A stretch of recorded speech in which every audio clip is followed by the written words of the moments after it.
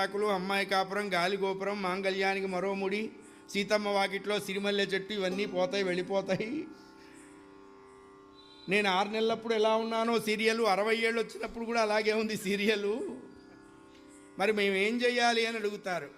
అంత టైం లేకపోతే రామాయణంలో సుందరకాండలో మూలమైనటువంటి ఈ శ్లోకం చదువుకోమని చెప్తారు పెద్దలు. ఇది జీవశ్లోకము అన్నారు. ఈ శ్లోకం చదివిన తర్వాత ఆంజనేయ స్వామి వారికి దుఃఖం లేదు, సీతమ్మ వారి దర్శనం అయింది. అది ఈ శ్లోకం గొప్పతనం. ఏమిటి శ్లోకంలో ఉన్న గొప్పతనం అంటే, సీతమ్మ దుఃఖాన్ని నశింపజేసి, రామచంద్రమూర్తి దుఃఖాన్ని నశింపజేసి, సీతారాములు ఇద్దరికీ ఏకకాలంలో అద్భుతమైనటువంటి ఆనందాన్ని కలిగించినటువంటి ఒక మంచి జీవంటోనండి ఈ శ్లోకం.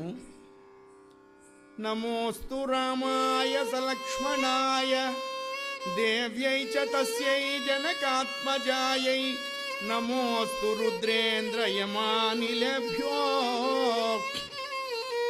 నమోస్తు చంద్రార్కమరుద్గణేభ్యః.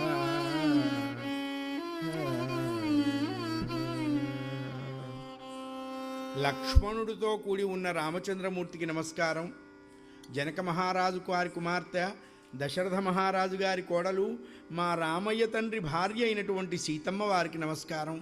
నా తండ్రి వాయుదేవుడికి నమస్కారం, పరమేశ్వరుడికి నమస్కారం, దేవతలకి నమస్కారం, మరుత్తులకి నమస్కారం, గణపతికి నమస్కారం, అగ్నిదేవుడికి నమస్కారం.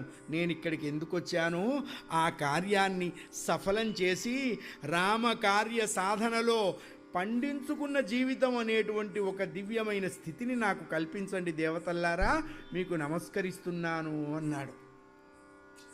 ఈ శ్లోకం చదివి స్వామివారు కన్ను తెరిచారండి. ఎదురుగ్గా అశోకవనం కనపడ్డది.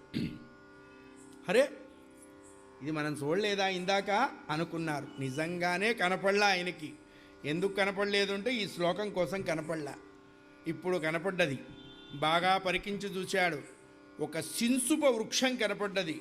ఆ వృక్షం కింద ఒక మట్టి అరుగు కనపడ్డది. ఆ అరుగు మీద ఒక స్త్రీమూర్తి కనపడ్డది. ఆ స్త్రీమూర్తి ఎలా ఉన్నది? భర్తకి దూరంగా ఉన్నటువంటి మహాపతివ్రత ఏ లక్షణాలతో ఉంటుందో ఈషణ్ మాత్రం కూడా తప్పకుండా ఆ లక్షణాలతో ఉంది ఆ తల్లి. పైగా రామచంద్రమూర్తి ఏ ఏ లక్షణాలతో ప్రకాశిస్తున్నాడో అవే లక్షణాలు ఈవిళ్ళలో కూడా కనపడుతున్నాయి. అందుకనే భార్యని చూచినప్పుడు, ఆ తల్లిని చూచినప్పుడు ఆ తండ్రి గుర్తు రావాలి.